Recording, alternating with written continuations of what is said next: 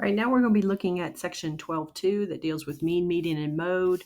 But I also put in this problem 12.3. So 12.2 and 12.3 are both contained in here on question number 9. So 9, I'm asking you for the mean, median, mode.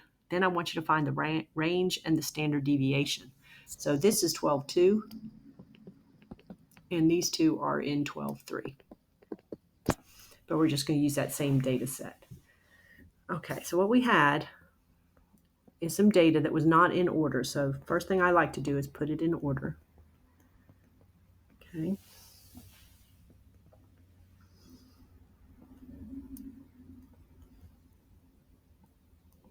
Okay, so there's my data. Okay, so I have 10 values. All right, when I add those up, I get 153.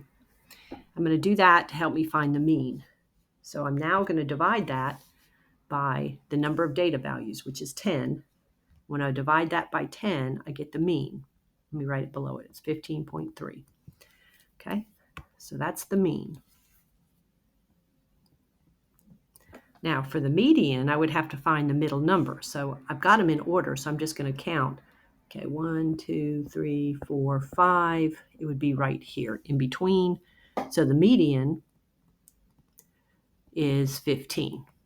Okay. Then for the mode, I look for repeated values. So I have 2 11s and I have 2 15s. So both of those I could consider modes.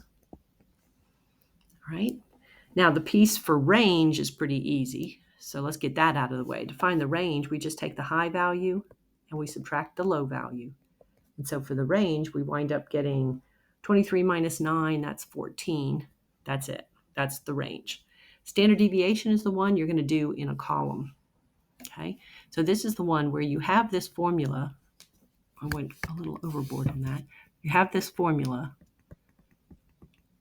okay, where you're going to take your original data, subtract the mean, then you're going to have a column where you square, then you're going to add all of those up and divide by the number of data values minus 1, and then take the square root. So that's the formula for standard deviation.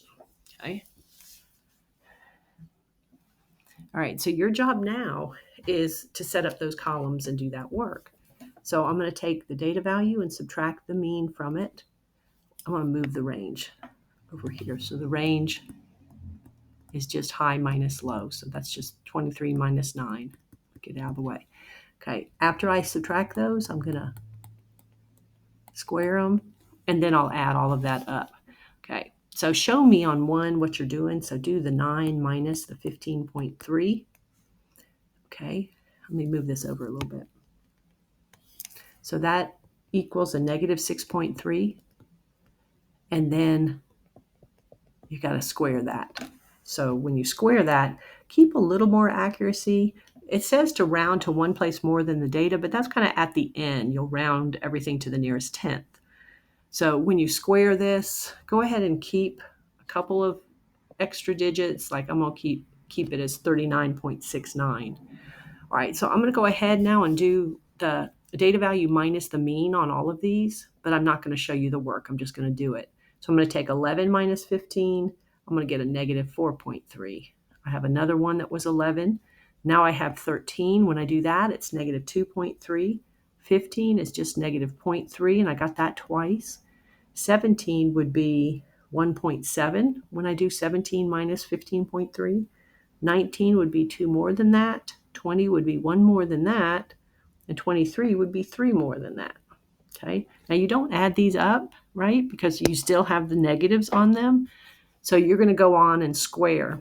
And I didn't show you my work, so let me show you what I did. I did the negative 6.3 and I squared it, and that's what gave me the 39.69. So I'm going to do that all the way down. So I'm going to get 18.49 twice. Okay, then with negative 2.3, I get 5.29. Then with 0.3, I get 0.09, and I have that twice. 1.7 squared is 2.89. 3.7 squared is 13.69. Then I get 22.09. And then finally I have 59.29. Right? So all of these are going to need to be added up at this point. So you're going to take a moment to do all of that. When you do, you should get 180.1 once you do that. All right, so now I'm kind of thinking about this formula right here. So that 180.1 is what happens after I sum all of the deviation from the mean. Once I square those and add them all up, that 180.1 is the numerator. N minus 1 means 10 minus 1 means you'd have a 9, and you have to do the square root. And that's going to give you your standard deviation. So when you do that, you get divide by 9. And I'm going to keep a little accuracy when I do that so I don't round off too much too early. Okay, that's what I'm seeing. And when I round to the nearest tenth, I get 4.5. So the standard deviation of that data would be 4.5. So question number 9, we just did one problem to remind ourselves what's mean, median, mode, range, and standard deviation. Okay. All right, let me go ahead and do the percentile problem in this video. So percentiles are really measures of position. So that's actually going to be in the next section. So that's in 12.4. But I want to get that out of the way. And then 11 through 16 through 17 all deal with 12.5. So on number 10, we want the 36th percentile. 36th percentile in the data set. Okay, now, problem I had is they didn't put it in order for me, which was aggravating. So I went ahead and put them in order. Okay, so let me do that for you so we can see it together. I think it helps. Get them in order. 619, 630, 690, 678. Oops. So 678 would have been here. Then I would have had 690, then 699, and then 787. Then there was an 820, and then there was one more 875. So I have really 16 values here, 16 total. So if I want the 36th percentile, I'm going to do 0.36 times the 16. So when I do that, 0.36 times 16, I get a decimal. I get 5.76. So the 36th percentile, so take the 6th one. Okay. So in order, so one percentile is kind of like it's sort of like a median. You have to have things in order.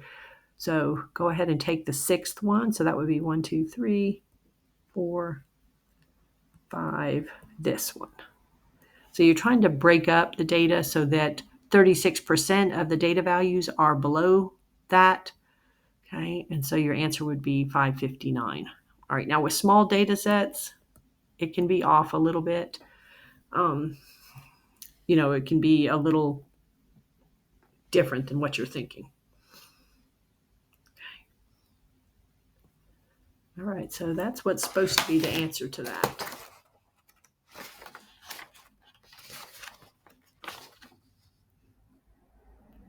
Okay, so that's number 10. All right, and then the rest of them I'll do in a separate video.